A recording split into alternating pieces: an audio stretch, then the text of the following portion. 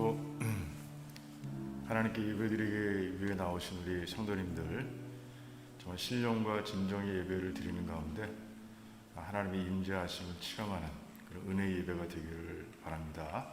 기도하겠습니다.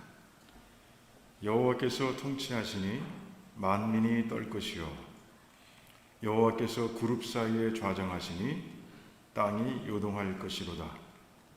여호와께서 시온에서 광대하시고 모든 민족 위에 높으시도다. 주의 크고 두려운 이름을 찬송할지어다. 그는 거룩하시도다. 아멘. 하나님, 경외의 마음으로 이 자리에 나왔습니다. 이제 우리의 몸을 하나님께서 기뻐하시는 거룩한 산 제물로 드리기 위해 나왔습니다. 하나님, 우리의 마음을 받아주시고 임하셔서 우리 모두에게 신령한 복으로 가득 넘치게 채워주시기를 원합니다. 감사합니다. 예수님의 이름으로 기도하옵나이다. 아멘. 아멘. 우리 자리에서 일어나셔서 같이 찬양할까요? 둘러스 찬양팀과 함께 하나님께 찬양 올리겠습니다.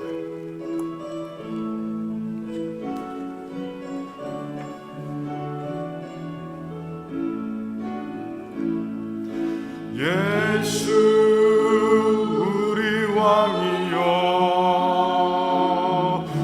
이곳에 오소서. 보좌로 주여 임하사 찬양을 받아 주소서. 주님을 찬양하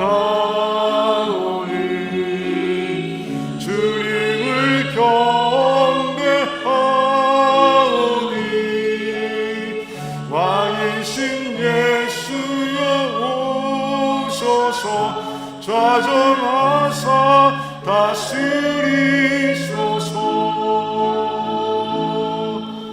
예수 우리 왕이여 이곳에 오소서. 보좌로 주여 임하사 찬양을 받아 주소서. 주님을 찬양하오니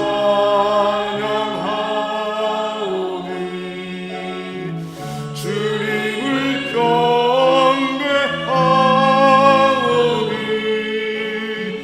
왕이신 예수여 오소서. 좌정하사 다스리소서. 아멘.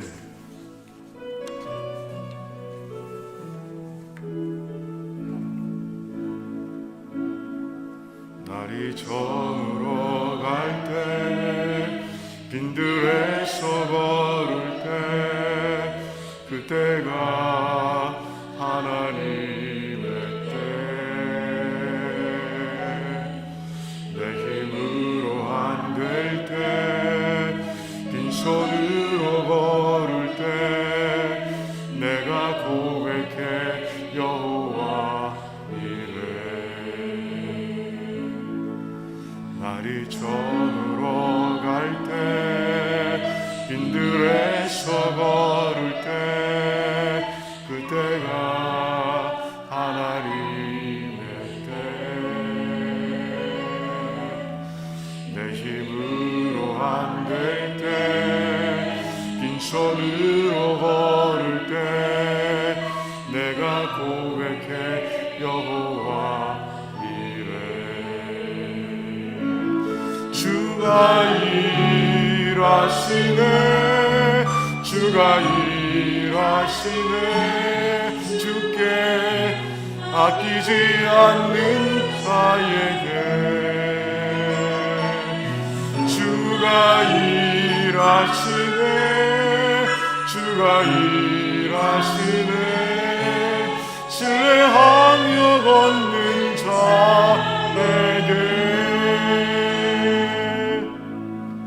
우리 모두 함께 계시네. 누리네 아버지 은혜. 적은 떡과 물고기 내 모든 걸 드릴 때 모두 고백해 여호와 이래. 우리 모인 이곳에 주님 함께 계시네. 누리네 아버지 은혜. 적은 떡과 물고기 내 모든 걸 드릴 때 모두 고백해 여호와 이래. 주가 일하시네. 주가 일하시네. 주께 아끼지 않는 자에게 주가 일하시네. 주가 일하시네. 신뢰하며 걷는 자에게 주가 일하시네. 주가 일하시네. 주께 아끼지 않는 자에게 주가 일하시네. 주가 일하시네. 신뢰하며 걷는 자에게 하나님의 사랑을 사모하는 자, 님의 평안을 바라보는 자, 너의 모든 것 창조하신 우리 주님이 너를 얼마나 사랑하시는지 하나님께 찬양과 경배하는 자, 하나님의 선하심을 닮아가는 자, 너의 모든 것 창조하신 우리 주님이 너를 자녀 삼으셨네. 하나님 사랑의 눈으로 너를 어느 때나 바라보시오. 하나님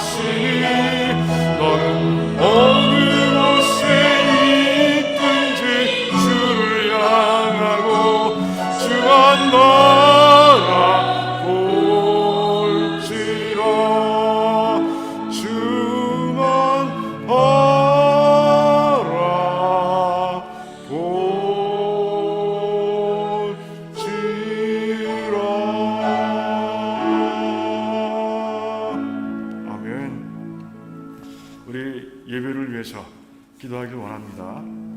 우리 하나님께서는 살아계시고 또 우리의 예배를 받기 위해 이 자리에 계십니다.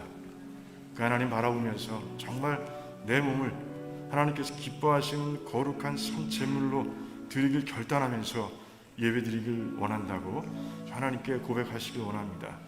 하나님 만나길 원한다고, 하나님을 채워주길 원한다고 간절하게 하나님께 기도하며 나아가겠습니다. 기도합니다. 하나님 감사합니다. 하나님 아버지, 이 자리에 찬양을 통해 오신 하나님 감사합니다.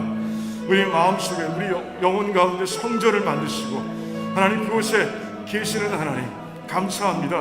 온 우주를 창조하신 하나님, 온 우주를 운영하고 계신 하나님께서 이 작은 자의 영혼 가운데 오셔서 하나님 임하시고 영광을 또 체험하게 하시고 사랑과 은혜와 신령한 복을 부어주시니 감사합니다. 하나님 아버지, 정말 성령 충만함을 체험하게 하시옵시고, 그래서 아버지 세상 사람들은 알 수 없는 아버지 그 놀라운 비밀들, 그 신비의 세계를 하나님 오늘 체험하고 기뻐하며 감사하며 감격하는 저희들이 될 수 있도록 하나님 역사해 주시기를 원합니다.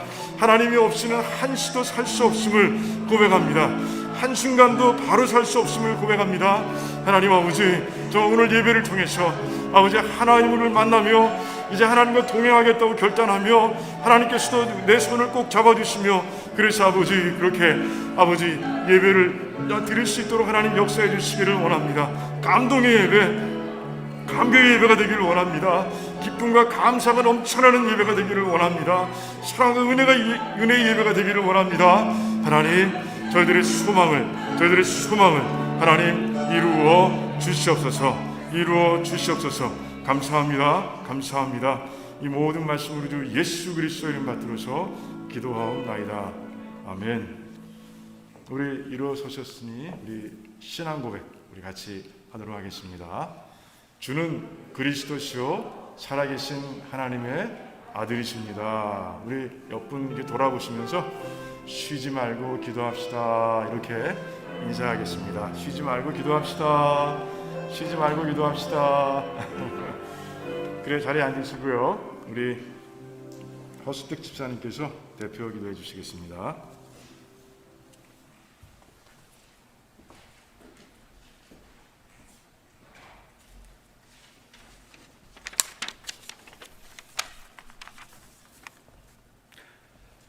사랑의 주 하나님, 오늘 이렇게 아름다운 주님의 날 저희를 주님 전에 불러주시니 감사합니다.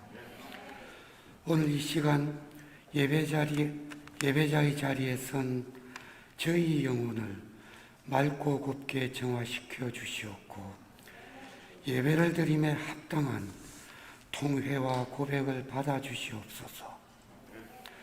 주님 전에 선 저희 심정이 기쁨과 두려움이 떨림이 있게 하시고, 찬양 중에 설교 중에 기도 중에 주님의 따스한 손길을 느끼게 하여 주옵소서. 오직 주님만 바라보기 원하오니 이 시간 목사님 말씀을 통해 주님이 저희에게 행하고자 하시는 바를 친히 저희들에 들려주시옵소서. 그 말씀이 저희 심령 깊은 곳에다 저희가 감동되고 변화되게 하여 주옵소서. 오늘 예배를 통해 천국의 축복을 경험하게 하여 주옵소서. 주님의 믿음과 순종을 담기 바라오니 주님, 저희들의 간절함을 보사 소경이 다시 보고 안전뱅이가 걸으며 문둥이가 깨끗함을 받으며 귀머거리가 듣고 죽은 자가 다시 살아나는, 그리하여 가난한 자에게 복음이 전파되는 주님의 나라가 이제 곧 임하옵소서. 저희들의 둔감한 영성이 눈을 뜨고 상처 병고로 영육이 속박됨이 이제 풀려 세상을 향해 주님의 크심을 크게 외치도록 저희들을 깨워 주옵소서. 이 시간 진정으로 주님을 믿고 의지하며 따르길 원합니다 라고 고백하오니 저희들이 가지고 있는 낯선 불안과 거짓과 미혹과 아픔, 모든 질병이 사라지고 이미 치유되고 승리되었음을 선포케 하여 주옵소서. 주님, 이 시간 역사하여 주시옵소서.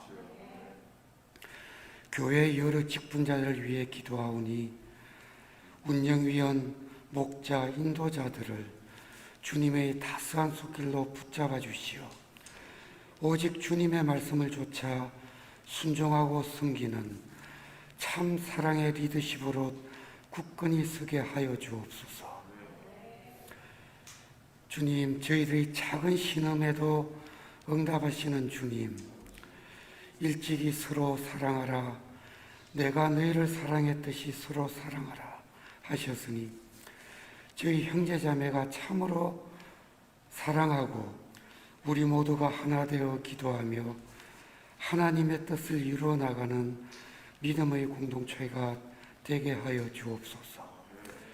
환난 중에도 한 사람도 실족하지 아니하고 함께 손에 손을 잡고 항상 화평과 기쁨이 넘치며 참 신앙으로 열매 맺는 한 해가 되도록 주님, 저희들을 지켜주시옵소서. 주님의 뜻이 하늘에서와 같이 땅에서도 이루어지기를 간구하오니 주님, 주님의 큰 영광이 새해를 맞은 저희 교회 위에 더욱 빛나게 하옵소서. 예배의 시종을 주님께 맡깁니다. 마르지 않는 사랑과 평강의 근원이신 우리 주 예수 그리스도의 이름으로 기도드렸습니다. 아멘.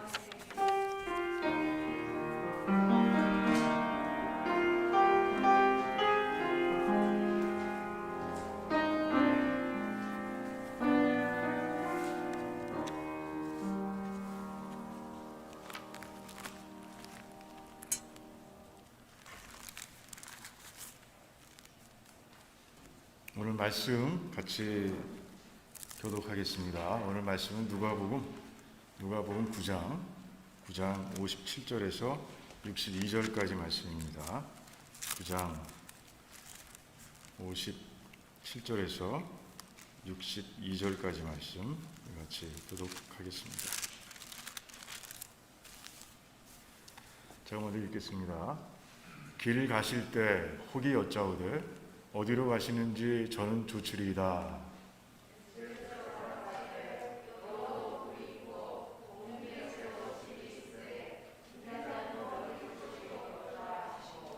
또 다른 사람에게 나를 조추라 하시니 그가 가로되 나로 먼저 가서 내 부친을 장사하게 허락하옵소서.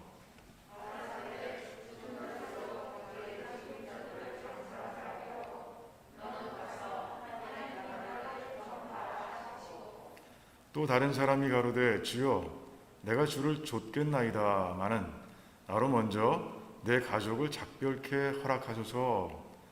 예수께서 이르시되 손에 쟁기를 잡고 뒤를 돌아보는 자는 하나님의 나라에 합당치 아니하니라 하시니라.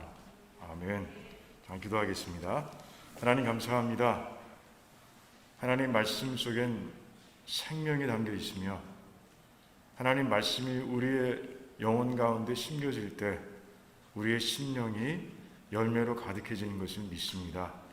하나님, 저희들 늘 성령 하나님께서 역사하시는 가운데 좋은 밭이 되기를 원합니다.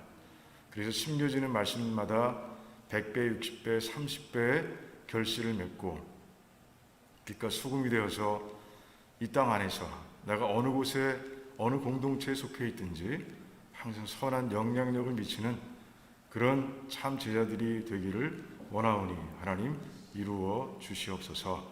오늘도 부족한 종은 하나님께서 십자가 뒤에 감추시고 성령 하나님께서 제 머리와 입술과 가슴을 사용하셔서 아버지 정말 직접 이 말씀을 감동으로 전해 주시옵소서. 하나님 감사합니다. 이 모든 말씀 우리 주 예수 그리스도의 이름 받들어서 기도하옵나이다.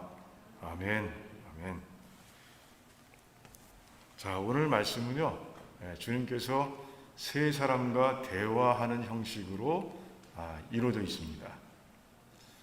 주님께서는 이 세 사람과 대화하시는 가운데 참 제자란 어떻게 살아야 된다라는 것을 아주 분명하게 가르쳐주고 계세요. 예수 그리스도를 믿고요, 이제 구원받은 자들은 다 제자입니다. 한 사람도 예외 없이 다 제자예요. 그럼 기왕 제자가 된 거 참 제자가 돼야지. 그 반대편에 있는 제자의 모습이 되면 안 되지 않습니까? 그래서 오늘 말씀, 주님께서 주시는 이 교훈을 정말 잘 우리의 마음속에 심고 기억하고 그를 실천하는 가운데 2021년 하루하루를 정말 참 제자의 삶으로 꽉꽉 채워가는 그런 저와 여러분 되시기를 주님의 이름으로 축원합니다. 자, 첫 번째, 참 제자가 되기 위해선 어떻게 해야 되느냐? 어떤 자세를 가지고 가야 되느냐? 주님께서 가시는 곳이면 어디든 갈 수 있어야 합니다. 그런데 그러기 위해서는 나를 철저하게 내려놓을 수 있어야 합니다. 이게 첫 번째 교훈이에요. 자, 오늘 말씀을 보니까 한 사람이 이제 예수님께 말씀하는 거예요. 자, 저는요, 주님이 어디로 가시는지 따라가겠습니다 라고 이렇게 얘기하는 모습을 보게 됩니다. 그런데 주님께서 참 반응이 좀 이상하시죠? 네, 저 같으면 그래 일로 와 잘했어 잘 결정했어 이러고 이제 알아줄 것 같은데 주님은요 안 그러십니다. 여우와 새도 쉴 곳이 있는데 잠잘 곳이 있는데 인자는 머리 둘 곳도 없다 이렇게 말씀하시는 거예요. 그러니까 예수 그리스도께서 가시는 길이라는 게 얼마나 험난하신지를 말씀하시면서 너 정말 그래도 나와 함께 갈래? 이렇게 묻고 계신 거예요. 왜 이렇게 물으셨을까 하는 생각을 좀 궁금증을 가지고 똑같은 사건을 기록하고 있는 마태복음을 보니까 이해가 됩니다. 자, 누가 이 얘기를 했어요? 서기관이야. 서기관 누굽니까? 하나님의 말씀을 연구하고 그리고 하나님의 말씀을 그대로 필사하는 직업을 가진 사람들이 바로 서기관입니다. 서기관들은 바리새인들 중에서도 바리새인입니다. 아주 철저한 율법주의자예요. 자, 예수님 만나기 전에 바울이라고 보시면 돼요. 예수님 만나기 전에 바울이 바로 이런 모습이다라고 보시면 돼요. 자, 그런데 그 서기관이 예수님을 어디든 제가 따라가겠습니다라고 얘기하고 있는 거예요. 그래서 예수님께서는 지금 그 의지가 확실한 건지 흔들리지 않는 것인지를 두드려보고 계신 거예요. 왜 그런가? 예를 몇 가지만 들어볼까요? 여러분, 예수님께서는요 유대인들에게만 복음을 전하신 게 아니에요. 이방인들에게도 가셔서 복음을 전하셨습니다. 예를 들어서 이제 이 서기관이 주님을 따르겠다고 얘기했지 않았습니까? 어디든지. 그리고 그 사건 이후에 예수님께서 어디로 가셨습니까? 거라사인들이 있는 곳으로 가셨다고 돼 있어요. 이방 땅이에요. 이방 땅에 가셔서 그래요. 되지치는 자들 그 사이에 가셔서 이제 귀신 들린 자를 쫓아내시는 모습을 우리가 봅니다. 그뿐입니까? 예수님께서는 심지어 수개월 동안을 이방 땅만 다니시면서 이제 이방인들에게 복음을 전하신 거예요. 자, 그런데 유대인들은 이방인들을 어떻게 생각한다고요? 개로 개 취급하는 거예요. 인간이 아니라고 보는 거예요. 그래서 아예 상종도 하지 않습니다. 그들 집에 들어가면 큰일 납니다. 예를 한번 더 한번 들어볼게요.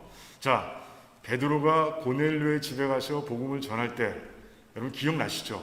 사도행전 10장에 9장과 10장에 있는 말씀입니다. 그때 하나님께서는 먼저 베드로의 이 머릿속에 있는 그러니까 이방인들에 대한 선입관을 먼저 뽑아내셨어요.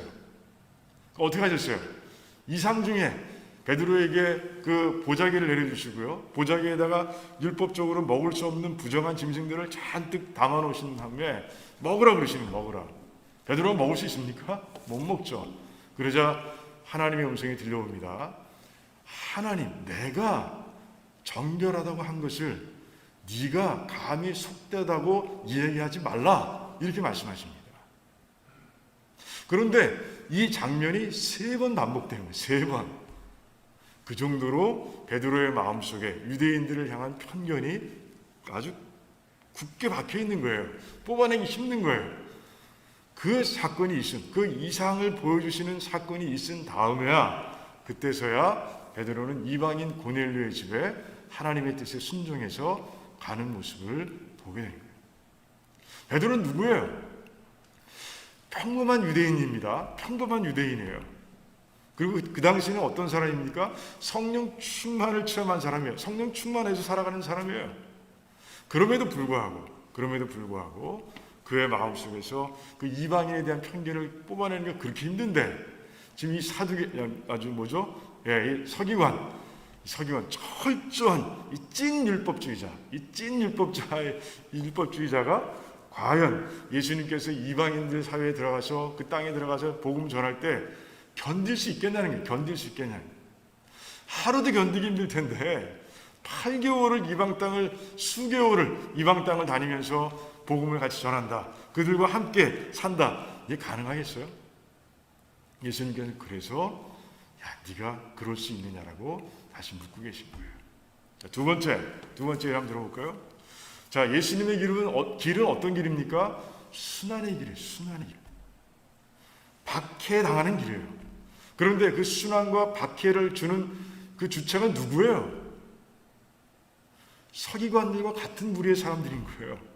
바리새인들, 서기관들, 유대교 지도자들, 장로들, 이 사람들이에요. 그들의 동료들입니다.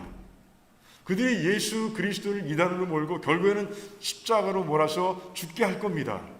자, 그런데 그 서기관이 그 길을 같이 갈 수 있겠냐고요.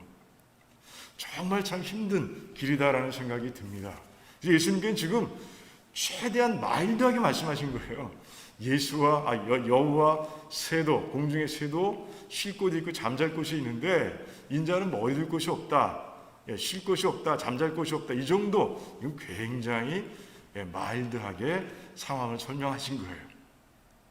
자, 이 서기관이 예수님께서 어디를 가시든 따라가려면, 이방 땅까지 아니면 십자가까지 따라가려면 어떻게 해야 돼요? 서기관으로서의 자기를 내려놔야 되는 거예요. 철저하게 내려놓지 않으면 그는 예수님을 따라갈 수가 없는 거예요. 십리도 못 갑니다. 그리고 발병 나는 거예요. 그리고 도망가는 거죠. 그래요. 그렇습니다. 이건 누구나 마찬가지예요. 서기관만 그렇다고요? 그렇지 않습니다. 우리도 마찬가지인 거예요. 우리도 구원받기 전에 그 가치관과 생각과 이런 모든 것들을 그냥 가지고 예수님을 따른다면 십리도 못 가서 발병나고 마는 거예요. 그래서 우리 예수님께서는 이 질문을 통해서 우리들에게 첫 번째 참 제자가 가져야 할 태도를 말씀하고 계신 거예요. 그래, 나를 어디든지 따라오는 게 참 제자야. 하지만 너를 내려놓지 않고는 그게 가능하지 않아. 이렇게 말씀하고 계신 거예요. 우리 마태복음 16장 24절 말씀 한번 볼까요? 같이 한번 읽어보겠습니다. 마태복음 16장 24절 말씀, 우리 한번 크게 한번 같이 읽겠습니다. 이에 예수께서 제자들에게 이르시되 누구든지 나를 따라오려거든 자기를 부인하고 자기 십자가를 지고 나를 따를 것이니라. 아멘. 자, 주님을 따르는 게 제자입니다. 따르다는 제자는 팔로워라는 뜻이에요. 자, 내 제자가 되려면 첫 번째 관문이 뭐라고요? 자기를 부인하는 것이다 하는 거예요. 자기를 철저하게 부인하지 않으면 결코 자기 십자가도 질 수 없고 그 십자가를 지고 예수님도 따를 수 없다고 분명하게 말씀하고 계신 거예요. 여러분들은 자기 자신을 다 내려놓으십니까? 다 내려놓으시기 바랍니다. 아멘. 좋습니다. 우리 갈라디아서 2장 20절 한번 같이 읽어보겠습니다. 큰 소리로.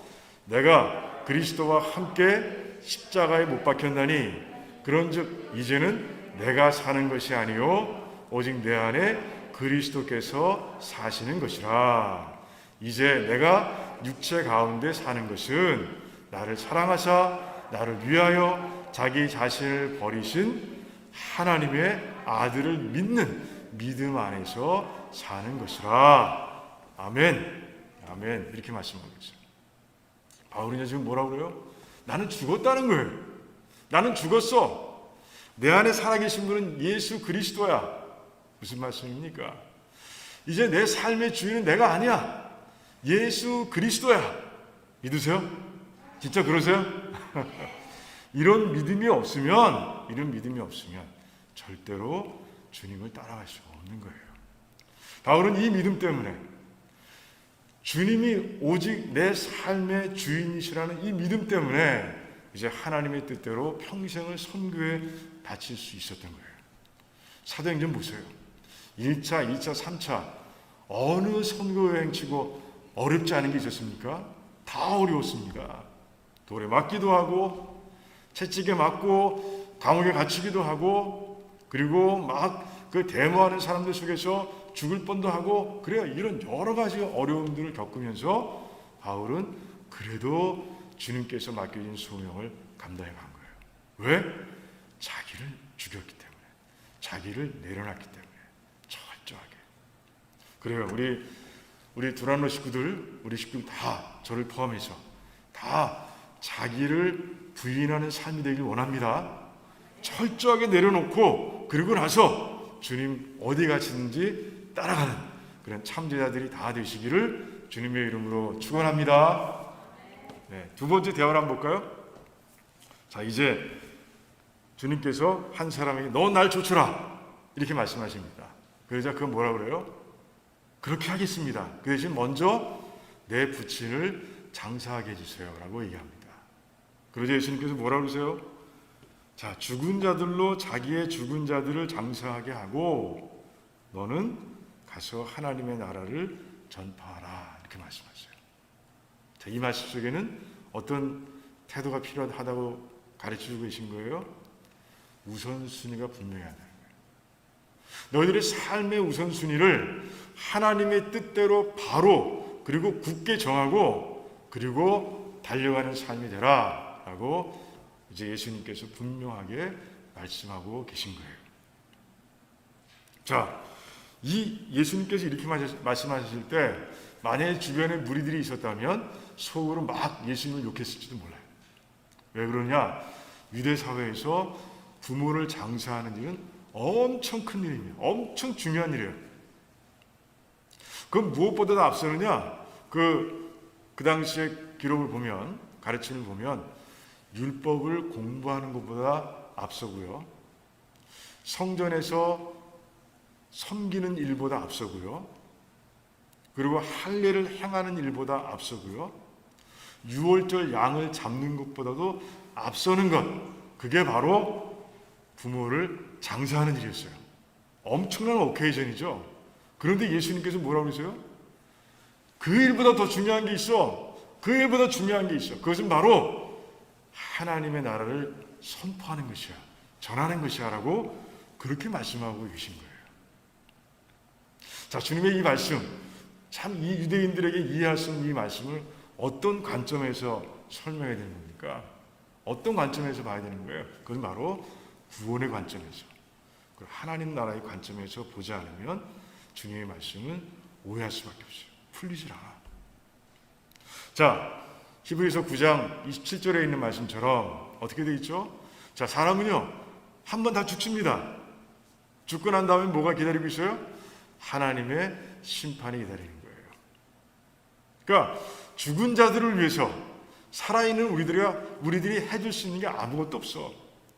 구원의 관점에서 말씀드리는 거예요. 하나님 나라의 관점에서 말씀드리는 거예요. 이제 죽으면 그냥 모든 것이 다 하나님의 손에 달린 거예요. 이제 심판주 하나님에 의해서 모든 게 결정이 되는 거예요. 끝났어요. 끝났습니다. 자, 그런데 주변을 돌아보면 살아있는 사람들이 있다. 살아있는 사람들. 그들은요, 예수 복음을 전했을 때 예수 그리스도를 믿고 얼마든지 영원한 생명을 얻을 수 있는 사람들이에요. 얼마든지 하나님 나라에 들어갈 수 있는 사람들입니다. 자, 그들을 놔두고 그 살아있는 자들, 그 가능성이 있고 정말 하늘나라에 들어갈 수 있는 그런 가능성이 있는데 그들을 놔두고 죽은 자를 장사하게 간다고 그렇게 말씀하시는 거예요. 무엇이 먼저겠느냐? 죽은 자를 장사하는 게 먼저겠느냐? 살아있는 자를 살리는 게 먼저겠느냐? 라고 주님께서는 이제 그 제자에게 묻고 계신 거예요. 주님의 삶의 우선순위를 볼 수 있는 사건이 하나 있죠. 마가복음 6장을 보면 이런 사건이 있어요. 마가복음 6장 하면 딱 생각나는 게 오병이어의 사건이죠.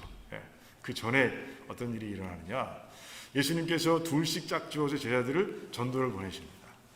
전도 갔다 온 제자들이 예수님께 막 보고하는 거예요. 신나죠. 그 전도하는 과정 속에서 엄청난 일들을 경험했으니까 막 기적도 병든 자 치유하고 귀신 들린 자 쫓아내고 그런 일들을 경험했으니까요. 막 보고하는 예수님께서는 그 보고하는 제자들의 안색을 보니 피곤해. 야, 우리 쉬러 가자라고 말씀하시는 거예요. 그러니까 리트릿 장소를 떠납니다. 배를 타고 이제 호수를 건너갑니다. 그런데 그 배를 타고 가는 주님의 일행을 누가 알아봤어요? 사람들이 알아본 거예요. 사람들이. 자, 그 당시에 사람들 지금도 마찬가지지만 그래요. 정말 많은 필요를 갖고 살아가는 사람들이에요. 병도 고쳐야 되고 문제가 산적해 있습니다. 그런데 주님과 그 일행들 할 수 있거든. 전도를 통해서 봤거든요. 이제 쫓아가기 시작합니다. 배를 타고 가는 게 아니라 육로를 따라서 배가 가는 것을 쫓아서 눈으로 쫓아가면서 따라갑니다. 예수님께서 일행들과 함께 제자들과 함께 내리셨을 때 이미 달려온 사람들 남자만 5,000명이 그 앞에 있는 거예요. 쉬러 갔습니다. 목적이 쉼이었어요. 그런데 예수님께서는 다 파토. 그러고 나서 예수님께서는 그 5,000명, 남자만 5,000명, 10,000명 정도 되겠죠. 그 많은 무리를 향해서 복음을 전하시고, 그러니까 하나님 나라 선포하시는 것이죠. 그리고 질병 걸린 자들을 고쳐주시고 귀신을 쫓아내시는 그런 놀라운 역사를 하시는 거예요. 중요한 게 뭐예요? 영혼을 살리는 것이에요. 하나님 나라 복음을 전해서 영혼을 살리는 것이 예수님의 삶의 프라이어티 넘버 원이었어요. 그래서 예수님께는 그렇게 하셨어요. 하지만 제자들은 나중에 불평하죠. 아직 모르니까, 뭐가 뭔지 모르니까. 그렇습니다. 우리도 마찬가지예요. 우리도 정말 우리의 우선순위가 어떻게 되어 있는가, 나의 삶의 우선순위가 어떻게 어레인지 되어 있는지 우리 살펴볼 수 있어야 돼요. 자, 우리 사도행전 20장 말씀 한번 같이 볼까요? 20장 24절 말씀 같이 큰 소리로 읽겠습니다. 내가 달려갈 길과 주 예수께 받은 사명 곧 하나님의 은혜의 복음을 증언하는 일을 마치려 하면은 나의 생명조차도 조금도 귀한 것으로 여기지 아니하노라. 아멘. 아멘. 아멘하기 힘든 말씀인데 아멘 하셨어요. 자, 바울에게는요, 자기 생명을 지키고 보호하는 것보다 무엇이 우선이에요? 하나님의 은혜의 복음을 전하는 게 우선인 사람인 거예요. 그러니까 바울의 삶의 우선순위는 누구의 삶의 우선순위 같아요? 주님, 예수님의 것과 일치되는 거예요. 그러고 삶을 살아가는 거예요. 그래서 바울은 참 제자인 거예요. 참 제자인 거예요. 우리 두란노 식구들도요, 다 우리의 삶의 우선순위를 주님 것과 일치시킴으로 인해서 정말 주님께로부터 너는 정말 참 제자야 라는 칭찬을 받는 그런 멋진 삶을 사시기를 주님의 이름으로 축원합니다. 아멘. 좋습니다. 자, 마지막 참 제자가 지녀야 할 태도, 그건 무엇일까요? 오직 하나님만 바라보고 전진해 가는 것이에요. 뒤를 돌아보는 거 아니에요. 뒤는 뭐예요? 세상이죠. 세상을 바라보지 않고 오직 하나님을 향해서 전진해 간다. 앞으로 전진해 가는 것. 그것이 바로 참 제자가 가져야 할 마지막 태도입니다. 자, 세 번째 그 대화는요, 좀 이해가 좀 쉽습니다. 주님, 제가 주님을 쫓겠습니다. 하지만 먼저 가족들과 작별 인사하고 돌아올 수 있도록 해주세요. 그 정도는 들어주실 것 같은데 주님 그러지 않으세요. 야, 쟁기를 쥐고 뒤를 돌아보는 사람 대저는 하나님 나라에 합당하지 않아 라고 말씀합니다. 자, 쟁기를 가졌으면 앞을 봐야죠. 그죠? 뒤를 보면 어떻게 돼요? 그 밭 가는 일이 제대로 되겠어요? 똑바로 갈겠습니까? 뒤 보며 갈면 삐뚤 엉망진창이 되겠죠. 앞을 봐야 똑바로 길을 낼 수 있는, 밭길을 낼 수 있는 거예요. 지금 그 말씀을 하고 계신 겁니다. 그 북이스라엘 왕국 여로보암을 통해서 하나님께서 세우시죠. 그 북이스라엘 왕국이 세워질 때 이제 여로보암은요 짬뽕 신앙을 만듭니다. 짬뽕 신앙, 섞어찌개 신앙을 만들어요. 왜 그래요? 예루살렘에 성전이 있는 거야. 그럼 절기 때만 되면 1년에 3번씩 우리 북이스라엘에 사는 백성들이 글로 가야 되는데 그래서 안 되잖아요. 그래서 이제 예루살렘 성전을 대신하는 그 제단을 어디에 만들어요? 단과 베델에 만드는 거예요. 거기 금송아지까지 아주 멋지게 만들어 놓고 여기서 이제 하나님 섬기라는 거죠. 자, 거기다가 이제 절기도 3번을 한 번으로 줄여줍니다. 그것도 겹치지 않게. 겹치면 어떻게 돼? 또 생각날 거 아니에요. 아이고 죄의식이 막 있을 거야. 근데 겹치지 않게 한 번으로 만들어 버립니다. 자, 그러니까 어떻게 됐어요? 레위인들이 다 도망갔어. 남유다로. 이렇게는 할 수 없거든요. 이건 아니거든. 그러자 다른 모든 지파 사람들을 들어서 제사장으로 세웁니다. 자, 하나님을 섬기겠다는 거예요. 근데 자기 방식으로 섬기겠다는 거야. 이렇게 섬겨도 대충 짬뽕식으로 섞어찌개식으로 이렇게 해도 하나님께서 그냥 봐주시겠지, 다 예배를 들으시겠지 이렇게 생각한 거예요. 어떻게 됐습니까? 엉망이 됐죠. 자, 엘리야가 활동하던 시대, 그때가 여로보암으로부터 80년쯤 지난 후입니다. 딱 80년밖에 지나지 않았어요. 그런데 북이스라엘이 어떻게 됐어요? 이방신을 섬기는 나라로 바뀌어버렸어요. 하나님을 섬기는 선지자들은 막 잡아 죽이고요. 그리고 바알신, 아세라신을 섬기는 선지자들은 막 850명씩이나 돼. 엄청나게 많은 사람들이 그 북이스라엘 왕국에 차지하고 그리고 이방신을 섬기는 거예요. 그때 모습을 뭐라고 얘기합니까? 우물쭈물 하고 있다고 얘기합니다. 우물쭈물 하고 있다.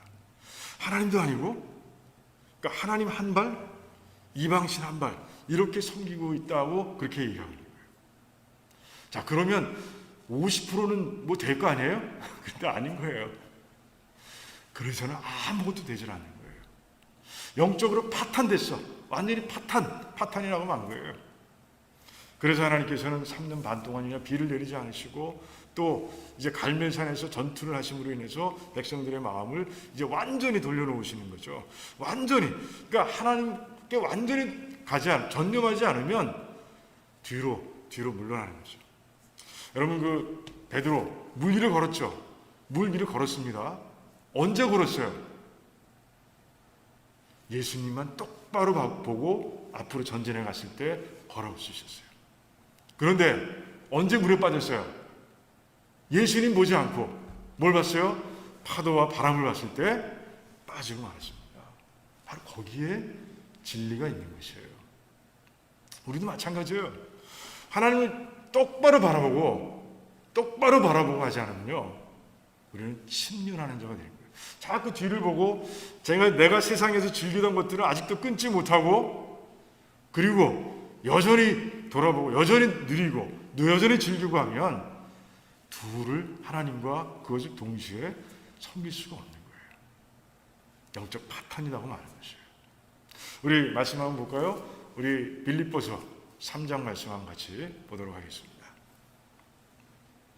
3장 13, 14, 16 이런 같이 큰 소리로 읽겠습니다.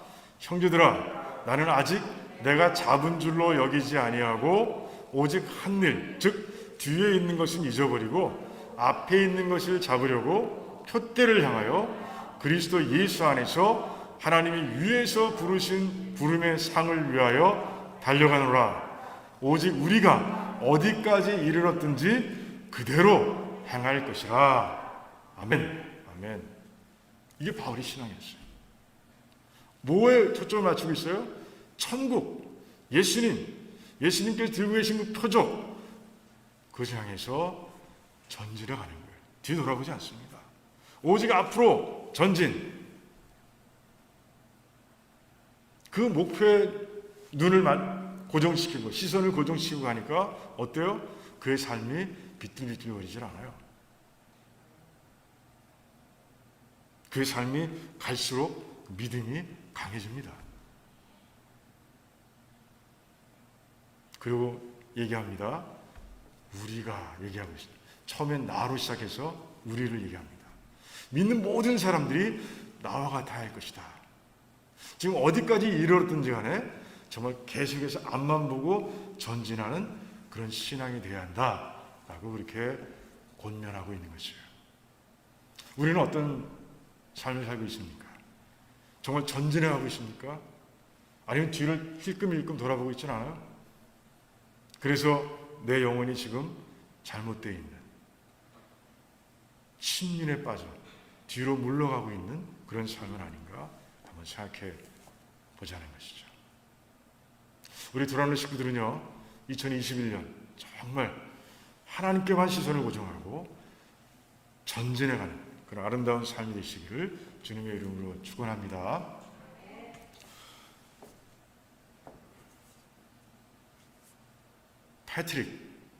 패트릭이라는 사람이 있었어요. 서기 한 400년쯤에 태어났습니다. 정확한 출생연도는 몰라요. 그쯤에 태어나서 영국 땅에 태어났어요. 그리고 좀 부유층 가정에서 태어났습니다. 행복한 시절을 보냈죠. 그런데 16살 되는데 영국 본토를 침공한 도적들, 켈트족, 그 아일랜드족, 켈트족에 의해서 이제 잡혀갑니다. 잡혀서 북 아일랜드에 있는 어떤 족장의 집에 팔립니다. 그 사람들 켈트족이죠. 족장에 팔려요. 16살, 참 어린 나이죠. 청년의 나이를 할 수 있을까요? 네, 그럴 겁니다. 자, 집에 가보니까 이 기가 차. 그 울타리처럼 막대기를 쭉 집 둘레에 쳐놨는데 막대기 끝마다 뭐가 있어요? 사람 머리가 달려있는 거예요. 자기의 적들을 쳐서 전쟁에서 이제 승리한 후에 머리를 다 잘라서 거기에 탁탁 꽂아놓은 거예요. 얼마나 두려웠겠어요. 그렇게 하루를 시작합니다. 그리고 이제 그 주인이, 족장이 그를 돼지치는 자로 세웁니다. 그리고 짐승처럼 취급합니다. 노예 삶을 살기 시작한 거예요. 근데 그러자 제일 생각난 사람이 누구예요? 생각난 분이 예수님이신 거예요. 자기 아버지가 그렇게 열심히 믿던 그 하나님이 생각이 난 거예요. 그래서 그는요, 어느 날 밤 울면서 회개하고 예수 그리스도를 믿고 영접합니다. 그러고 나서 그의 삶이 바뀌었어요. 주야로 기도하는 거예요. 주야로. 그 주야로 기도하는 가운데 하나님께서 자기와 함께하고 계심을 매일매일 체험하는 거예요. 얼마나 좋았을까. 그러면서 그 믿음을 가지고 이제 그 허기짐, 그 공포, 외로움, 이 모든 것들을 다 극복해 나가기 시작했어요. 6년이 지났습니다. 6년. 긴 시간이죠. 그때 신비한 음성이 들립니다. 너는 곧 고향으로 돌아가게 될 거야 라고 말씀해 주시는 거예요. 하나님의 음성으로 듣습니다. 그리고 이제 이때가 되었구나. 그리고 그 족장의 집을 탈출합니다. 그리고 기적적으로 자기 집으로 돌아오는 거예요.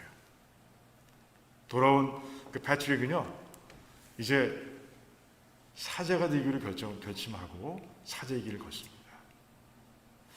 자, 보통 사람 같으면 6년 잃어버린 삶, 6년을 잃어버렸잖아요. 그것도 청년의 때 아닙니까? 6년 후라고 해도 22살, 피 끓는 나이야. 그렇다면 정말 잃어버린, 그때 누리지 못했던 그 세상의 즐거움, 쾌락 이런 것들을 막 보충하겠다고 생각할 것 같은데, 근데 그러지 않았어요. 세상과 단절하고 그리고 사제의 길을 걷기 시작합니다. 자, 여기서 이야기 끝나면 뭐 아무것도 아닌데, 별 감동이 없는데, 수년 후에 하나님께서 이제 이상 중에 또 묘한 것을 들려주시는 거예요. 켈트족들이에요. 켈트족들이 이 청년에 얘기합니다. 이 노예 청년아, 우리에게로 건너와서 우리를 좀 도와달라라고 얘기하는 거예요. 패트릭은 금방 알았어요. 아, 이게 하나님의 뜻이구나. 북 아일랜드로 가서, 아일랜드 땅으로 가서 복음을 전하는 그 미개인들에게 복음을 전해서 이제 교회를 세우라는, 그 땅을 하나님의 땅으로 만들어가는 그런 뜻이구나라는 생각은 가졌지만 갈등하기 시작합니다. 가고 싶지 않은 거예요. 왜? 6년 동안 노예로 살았지 않습니까? 그것도 잘 살았어요? 아니요. 아까 말씀드린 공포와 허기와 그리고 외로움 가운데서 지냈던 6년. 하나님 믿음으로 이 극복해내긴 했지만 여전히 트라우마로 남아있는 거예요. 하지만 그 갈등이 오래가지 않았습니다. 그는 결심합니다. 어떻게 결심해요? 내려놓는 거예요.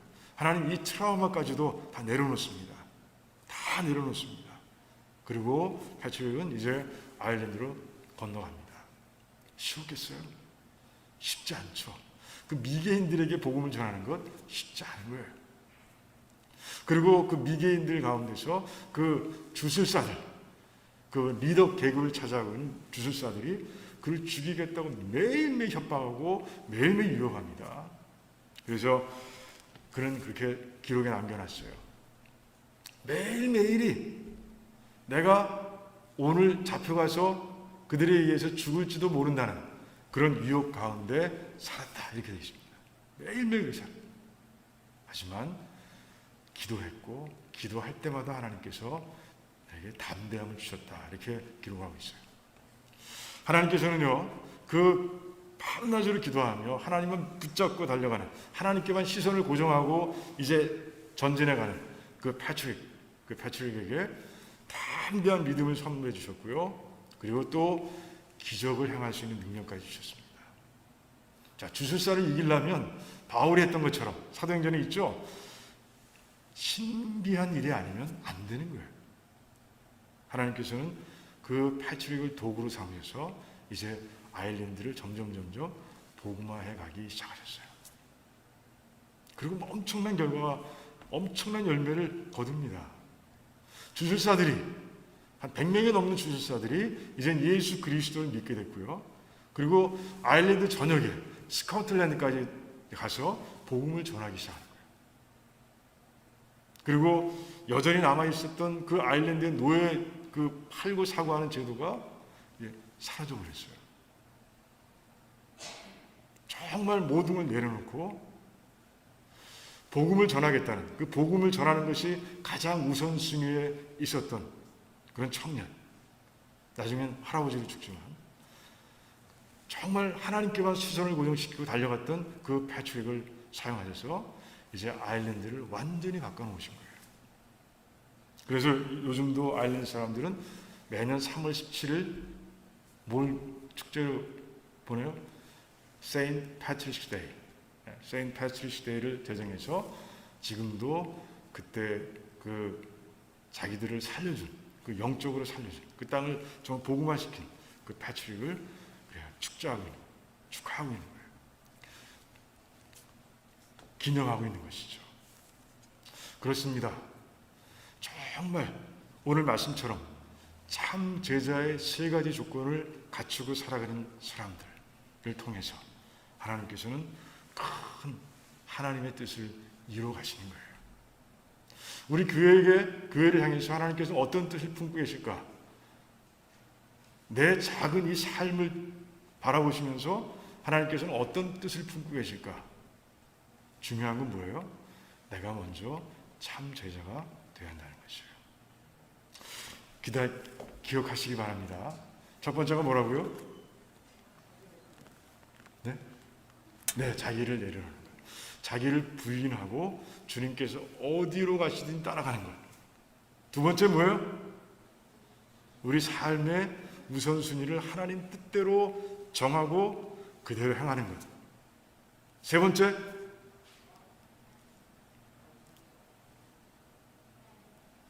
그렇죠. 예, 맞습니다. 오직 하나님께 시선을 고정하고 앞으로 전진해 가는 것입니다. 그런 삶을 살아가는 가운데 정말 우리 두란노의 식구들의 삶을 사용하셔서 하나님의 뜻을 이루어 가시는 그 놀라운 역사를 평생 체험하는 그런 저와 여러분 되시기를 주님의 이름으로 축원합니다. 네, 기도하겠습니다. 우리 기도하면서 마칩니다. 여러분들 한번 돌아보세요. 나는 주님께서 보여주신 이 세 가지의 자세 가운데 부족한 것은 없는가? 이 세 가지를 하나님께 드리면서 하나님 이루어주세요. 내 삶이 이런 삶이 되길 원합니다 라고 우리 다 같이 고백하면서 기도하면 좋겠어요. 또한 우리가 기도할 때 정말 우리 하나님 바라보면서 코로나 바이러스를 놓고 우리가 세 가지 기도하고 있습니다. 그 세 가지 기도를 같이 드리면 좋겠습니다. 이 고난을 담금질 도가니 나침반으로 삼아 우리의 믿음을 정금과 같이 만들어 주시기 원합니다. 우리가 서로 중보기도 하는 것을 그치지 않게 하시고 그 긍휼 속에서 믿음 속에서 기도하는 기도를 통해서 하나님 우리 귀한 백성들을 다 강건하게 형통하게 하시옵소서. 또한 하나님밖에 없습니다. 이 환난을 끝내실 분은 하나님밖에 없습니다. 믿고 기도하오니 이제 하나님 이 바이러스를 걷어가시옵소서. 우리 간절하게 기도하면 좋겠습니다. 그래서 뉴 노말이 아니라 올드 노말, 모두 모여서 함께 기도하고 모두 모여서 함께 하나님의 뜻을 이루어가고 예배드리고 하는 그런 놀라운 역사들이 다시 일어날 수 있도록 같이 기도하면 좋겠습니다. 그래요. 우리 2-3분 정도 묵상으로 기도하겠습니다. 아버지,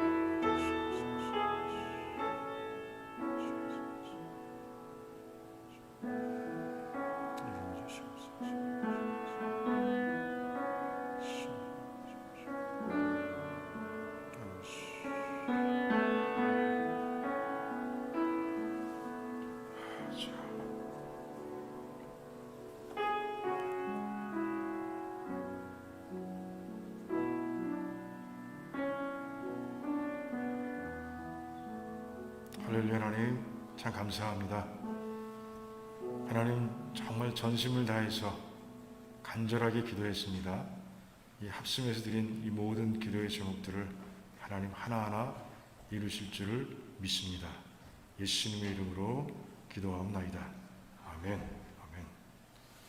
찬송가 355장 하시면서 준비하신 예물 하나님께 드리는 시간 갖겠습니다.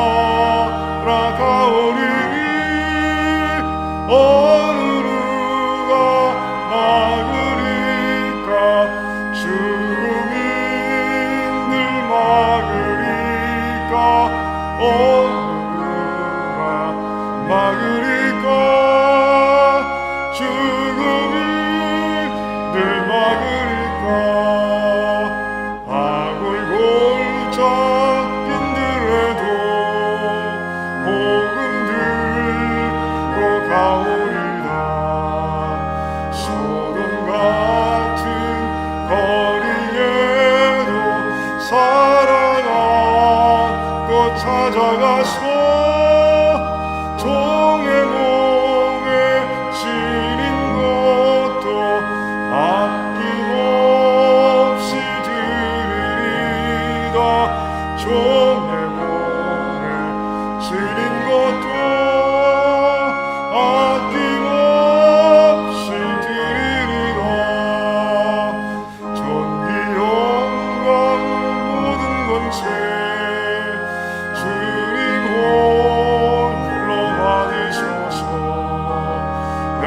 멸시천대 십자가는 제가 지고 가오리다. 이름 없이 빛도 없이 감사하며 섬기리다. 이름 없이 빛도 없이 감사하며 섬기리다.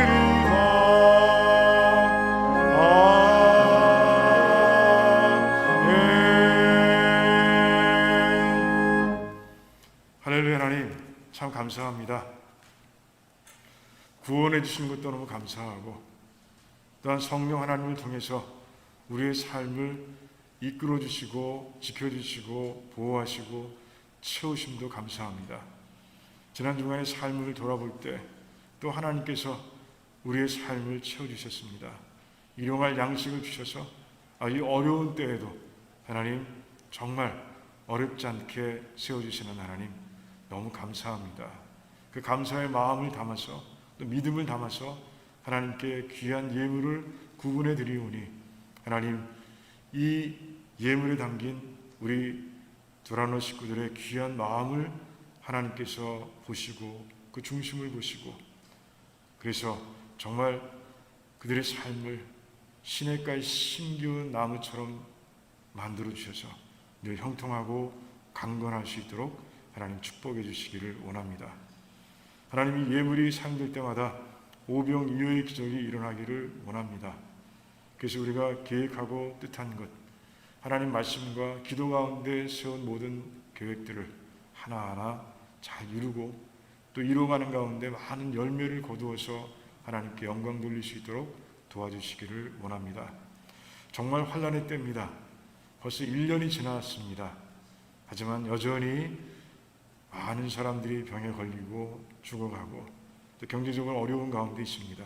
하나님 우리 성도님들 이 환난의 때 우리 하나님께서 날개 밑에 보호해 주시고 그래서 하루하루가 하나님의 사랑과 은혜 가운데서 넘치게 살아갈 수 있도록 하나님 축복해 주시기를 원합니다. 감사합니다. 예수님의 이름으로 기도하옵나이다.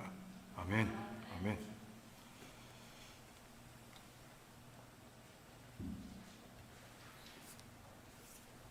네, 교회 소식 몇 가지 알려드리겠습니다. 코비드-19 지금까지 여러분들 잘 해주셔서 우리가 무사하게 이렇게 예배를 드리고 있습니다. 감사하고요. 나오지 못해서 참 마음이 불편하신 분들도 있을 거예요. 언제 나가나 갈망도 있으실 거고 조금만 기다리시면 됩니다. 우리 같이 기도하면서 나갑시다. 끝까지. 자, 목자 인도자 미팅 이번 주 수요일이 있습니다. 6시 반쯤에 줌으로 시작합니다. 여러분들 기억하시고요. 줌 인포메이션은 지난번하고 같습니다. 제가 다 따로 또 보내드리도록 하겠습니다.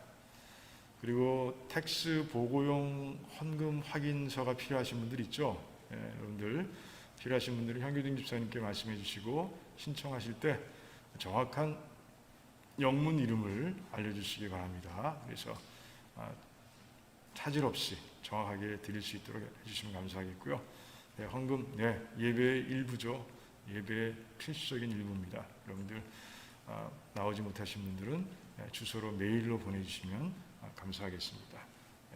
다른 광고 없습니다. 우리 다 같이 일어나셔서 492장 찬송 후에 축도로 마치겠습니다.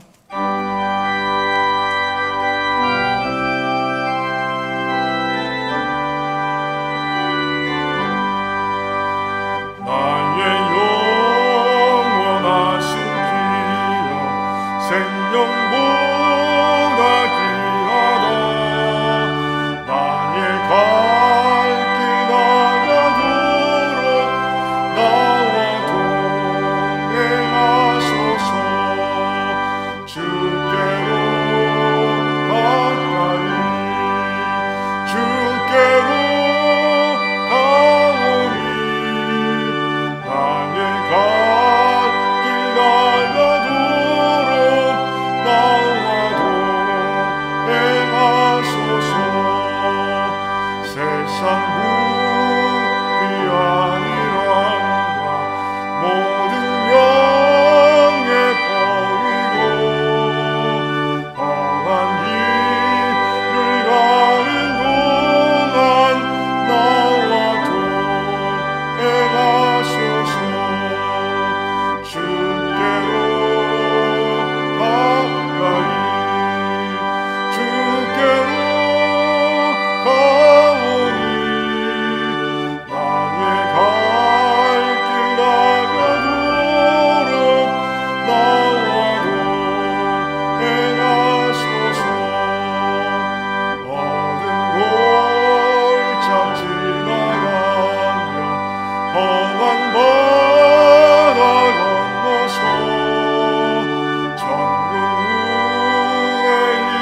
이르도록 나와 동행하소서. 주께로 가까이 주께로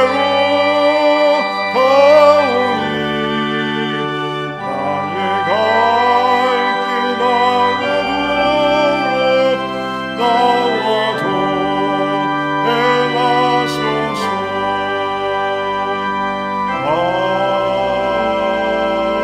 아멘.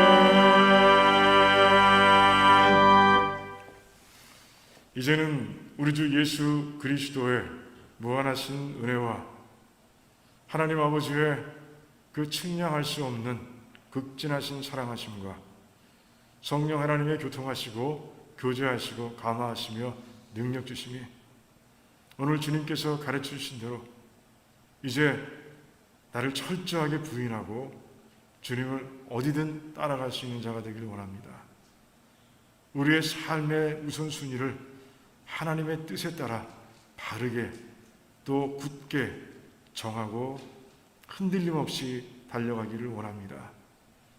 또한 우리가 어디까지 왔든지 정말 주님께 시선을 맞추고 전진해가는, 뒤돌아보지 않고 전진해가는 그런 참 제자가 되기를 원합니다. 라고 고백하고 결단하는 우리 귀한 백성들의 삶과 가정과 자녀들과 하시는 일들 위에와 주님께서 핏값으로 다신 도라노 침례교회와 페이스 루터런 처치와 이 땅에 지어진 모든 교회들과 선교주와 선교사님들 위해